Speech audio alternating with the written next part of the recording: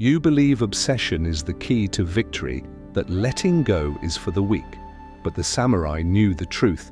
To win the war, you must first surrender. They mastered the art of non-attachment. There is a famous line from the Hagakure, the secret text of the samurai. To think of death each morning is to think of life each morning. This sounds grim, morbid, but you have misunderstood.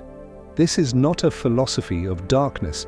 It is a philosophy of brilliant, vibrant light. Think about your own life. You worry about a deadline next week. You stress about a meeting next month. You feel anxiety about what people will think of you next year.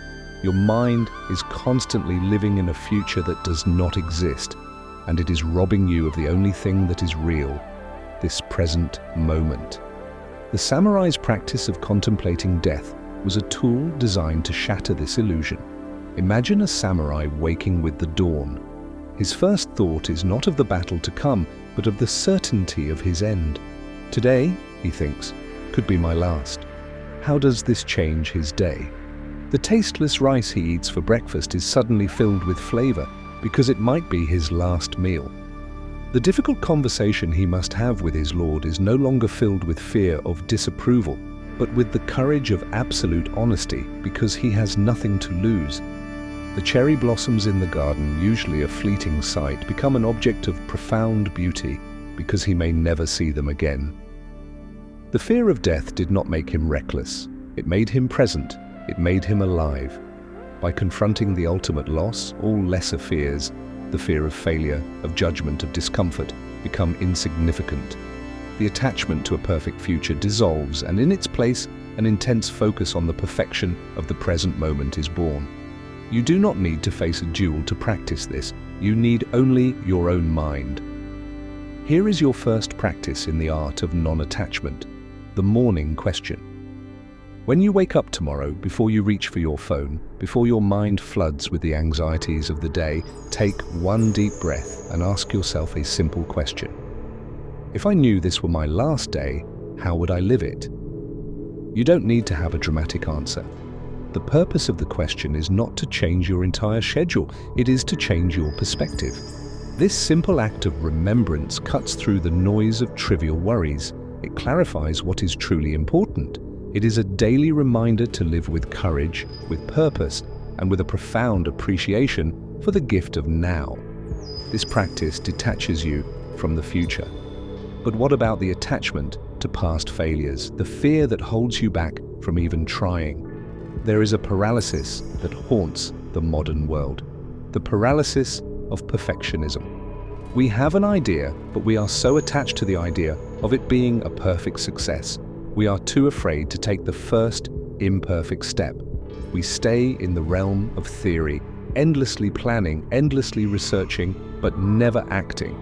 The samurai lived by a different code, Chigyo Guitsu, the unity of knowledge and action.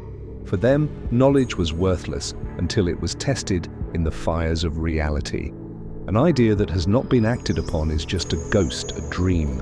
They understood that true knowledge is only born from the experience of failure.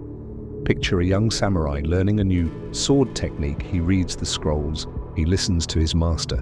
In his mind, the technique is perfect, flawless. Then he steps into the dojo to practice for the first time. His feet are clumsy. His balance is off. The sword feels heavy and awkward. He fails. He fails again. He fails 100 times. A modern mind might see this as a reason to quit. I'm not good at this, it would say. This isn't for me. But the samurai mind sees this differently. Each clumsy movement, each awkward stance is not a failure. It is data. It is the physical, embodied knowledge of what doesn't work.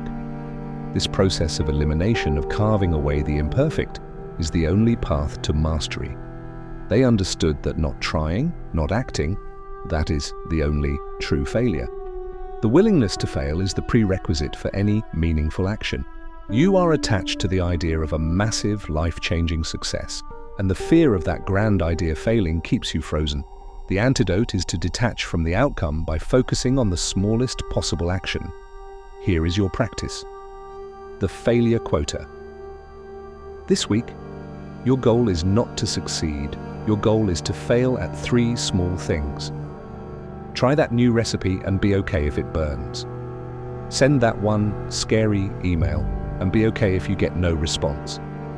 Attempt that new exercise at the gym and be okay if you look foolish.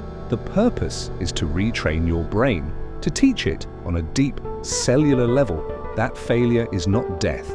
It is simply a stepping stone. By making a conscious practice of small, manageable failures, you sever the attachment to a perfect outcome. You build the muscle of resilience.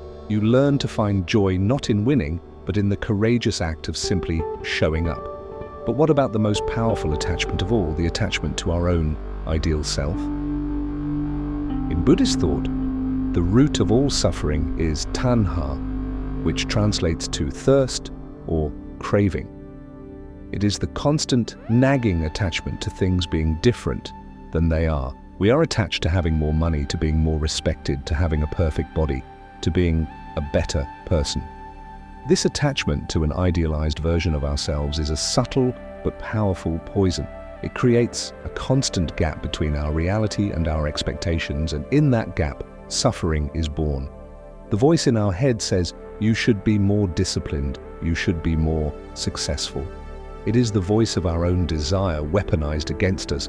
The Buddhist solution is not to crush this desire, but to see it for what it is, a fleeting, impersonal energy. The goal is to control this instinct with a higher faculty, our rational mind or Dharma. Imagine a monk sitting in meditation. His goal is to find stillness, but his mind, his instinct, rebels. An itch appears on his nose. A memory of an old argument surfaces. A wave of boredom washes over him. The untrained mind would react. It would scratch the itch. It would get lost in the memory. It would give up out of boredom. It would be a slave to its own impulses. The trained mind, however, simply observes. It notices the itch without the need to scratch. It sees the memory appear and then fade like a cloud. It feels the boredom without identifying with it.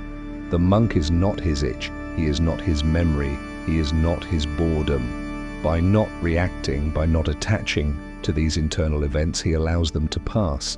He discovers that beneath the noisy surface of his instincts there is a deep, unshakable ocean of calm. This is the freedom of non-attachment. You are attached to your own thoughts and feelings. You believe they are you. This practice is designed to break that illusion. It is called the mindful pause. The next time you feel a strong, difficult emotion, anxiety, jealousy, frustration, instead of immediately reacting or trying to push it away, just pause. Take a single, slow breath, and in your mind, label the experience with gentle curiosity. Not, "I am anxious," but, "I notice the feeling of anxiety is here." Not, "I am a failure," but, "I notice the thought, I am a failure," has appeared. This subtle shift in language is incredibly powerful. It creates a space between you, the silent observer, and the storm of your thoughts and feelings. You are no longer the storm, you are the one watching the storm. In that space, you have a choice. You can choose not to believe the thought. You can choose not to be controlled by the feeling. This is the beginning of true mental freedom.